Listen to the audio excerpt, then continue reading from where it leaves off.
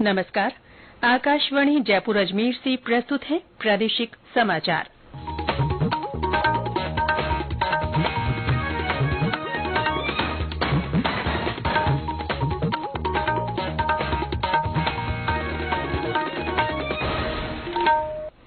समाचारों के साथ मैं रितिका गुप्ता।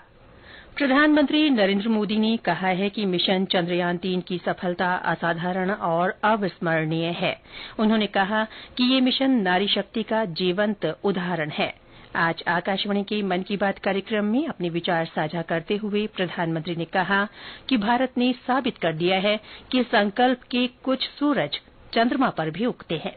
और भारत के चंद्रयान ने ये साबित कर दिया है कि संकल्प के कुछ सूरज चांद पर भी उगते हैं। मिशन चंद्रयान नए भारत की उस स्पिरिट का प्रतीक बन गया है जो हर हाल में जीतना चाहता है और हर हाल में जीतना जानता भी है।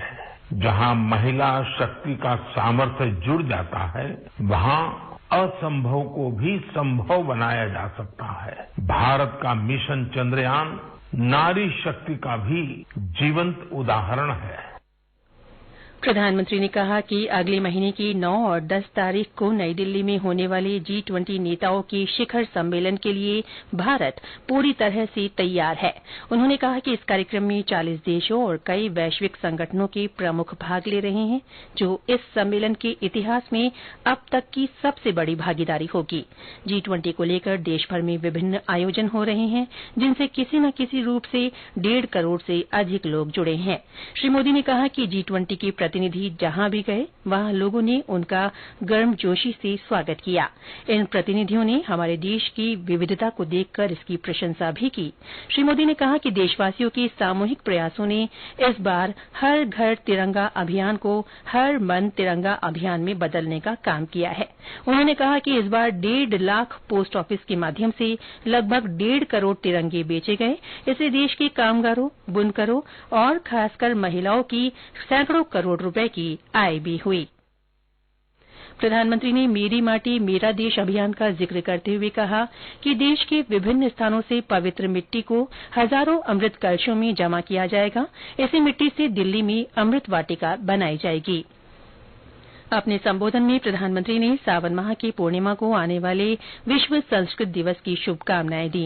उन्होंने कहा कि संस्कृत भाषा अपनी प्राचीनता के साथ साथ वैज्ञानिकता और व्याकरण के लिए भी जानी जाती है।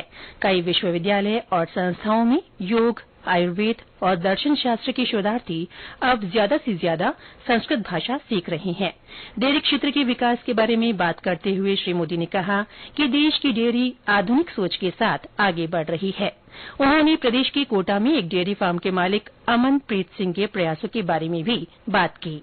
राजस्थान के कोटा में डेयरी फार्म चला रहे अमनप्रीत सिंह के बारे में भी आपको जरूर जानना चाहिए। उन्होंने डेयरी के साथ बायोगैस पर भी फोकस किया और 2 बायोगैस प्लांट लगाए।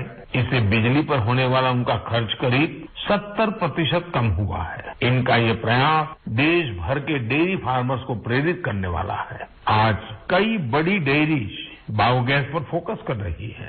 इस प्रकार की कम्युनिटी ड्रिवन वैल्यू एडिशन बहुत उत्साहित करने वाले हैं। मुझे विश्वास है कि देश भर में इस तरह के ट्रेंड्स निरंतर जारी रहेंगे। प्रधानमंत्री ने रक्षाबंधन के अवसर पर शुभकामनाएं देते हुए वोकल फॉर लोकल के मंत्र को अपनाने पर जोर दिया। उन्होंने कहा कि आत्मनिर्भर भारत अभियान देशवासियों का अपना अभियान है।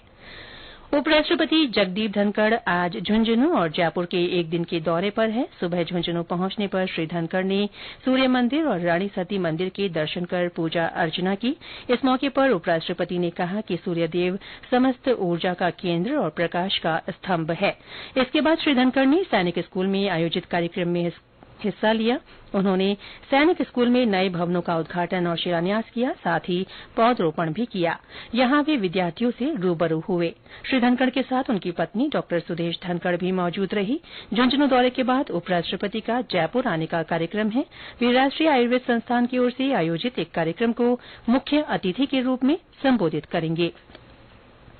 सीमा सुरक्षा बल बीएसएफ और राजस्थान पुलिस ने श्रीगंगानगर के श्रीकरणपुर में एक संयुक्त तलाशी अभियान में क्षतिग्रस्त हेक्साकॉप्टर ड्रोन बरामद किया है। गांव 40H में मिले इस ड्रोन को बीएसएफ ने अपने कब्जे में ले लिया है। इसके साथ ही प्रादेशिक समाचार बुलेटिन समाप्त हुआ। नमस्कार।